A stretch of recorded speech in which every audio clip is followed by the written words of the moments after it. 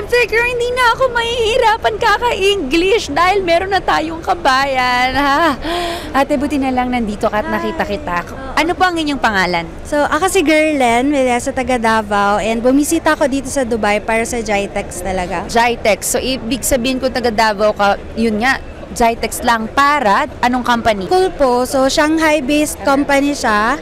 And binibenta yung products namin na AI-based video conferencing devices all over the world. Paano nag-work ang AI sa inyong company? So, for the AI, naghahanap sila ng taong nagsasalita and gumagalaw. So, dalawang klaseng positioning technology meron siya. So, yun yung kailangan ng mga tao. Para di na sila manual na naghahanap ng tao pag may mga meeting sa Zoom, Microsoft Teams, mga ganyang platforms. Ilang years na po yung company ninyo? Bago pa lang yung company namin actually. So, mga since 2020 lang. Especially yung flagship product namin na 360-degree na camera for Zoom. So, yun. Wala pa siyang 3 years. Ito ba ay globally na or...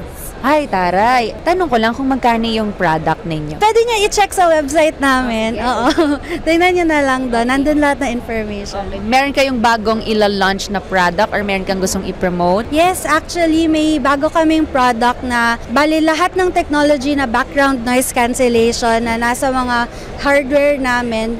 Maglalabas kami ng software para doon. So, tawag namin doon Voice AI. And actually, para sa mga may gusto, nagbibigay kami ng 1-year free subscription. So, kung may gusto mag-avail, punta lang kayo sa website namin na bago, www.voice.ai, and use the invitation code beta_1. Ano sa tingin mo ang future ng money? So ang future ng money, feeling ko, cashless na lahat. So, kung hindi ba sa cellphone, sa mga tinatap ba dyan, di na magdadala yung mga tao physically ng cash. So, in the future, kung anong pwedeng mabitbit, yun na lang yung ng money.